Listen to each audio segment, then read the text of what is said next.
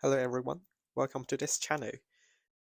Today we are going to talk about a horizontal projectile question. And I know that in A levels you're required to find the initial speed or maybe the horizontal distance. Or in some hard question you may be required to find the angle between the velocity and the surface, which is what I'm going to talk about today.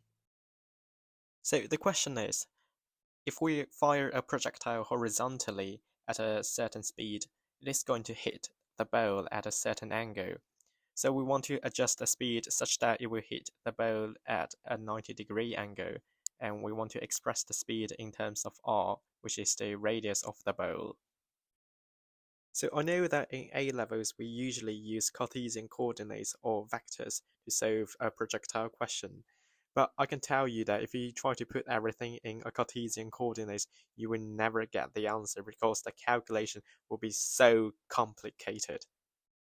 Instead of using a tedious method and never getting the answer, I'm going to show you a method so that you can solve the question within just a few seconds. So let's fire the projectile horizontally at the speed of u. And we know that it is going to generate a parabola curve and hit the bowl at a certain point. Then I'm going to draw a line that joins the launch point and the point of impact, and also a horizontal line. And let's call the angle between these two lines theta. Since usually we resolve the motion in both vertical and horizontal directions, it will be easier for us to find the expression for tan theta. Tan theta equals to vertical displacement h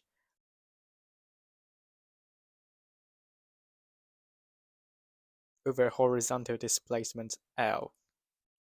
Vertically, the motion is just a linear motion with constant acceleration, so h equals to half gt squared.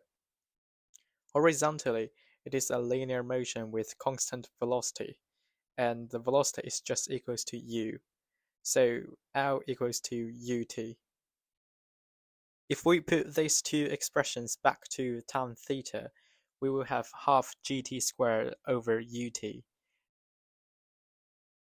And if we cancel t on both the top and the bottom of the fraction, we will have gt over 2u.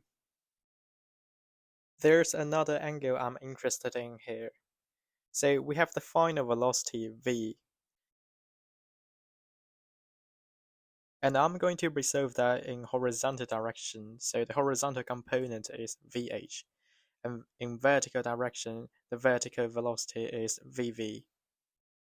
And let's mark the angle between the horizontal velocity and the final velocity phi.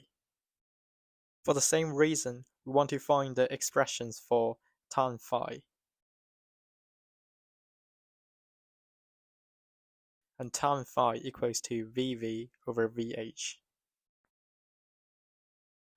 Horizontally, the velocity is always u as there is no acceleration, so vh equals to u. Vertically, the velocity accelerates in the rate of g, so vv equals to gt.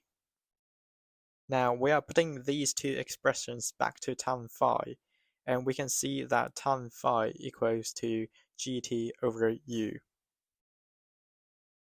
So if you pay close attention to the expressions of tan phi and tan theta, you can see that tan theta equals to gt over 2u, and tan phi equals to gt over u. So there is a mathematical relation between them, which is 2 tan theta equals to tan phi.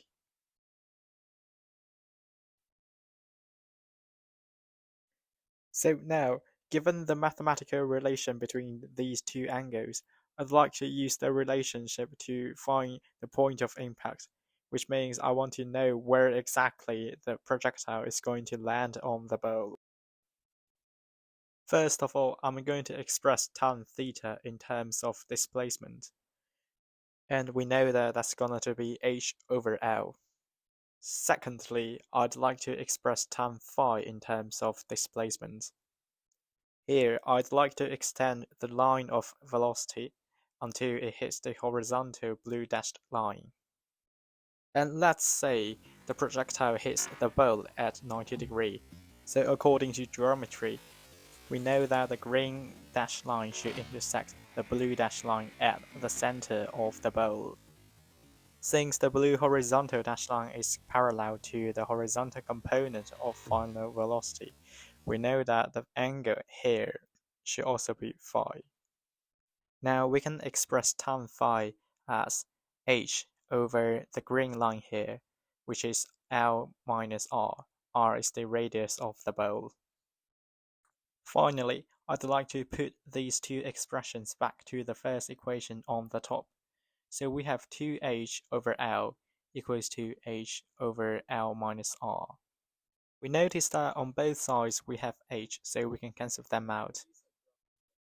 Then we are going to times the fraction out, so we have 2L minus 2R equals to L.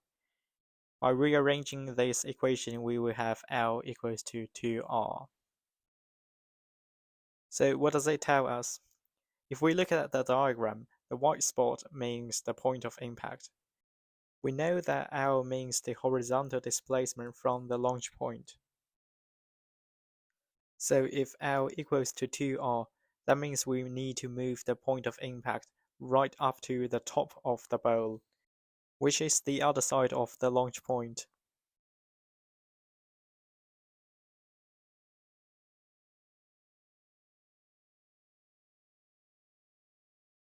Since the launch point and the final point are at the same level, we know that there is no vertical displacement.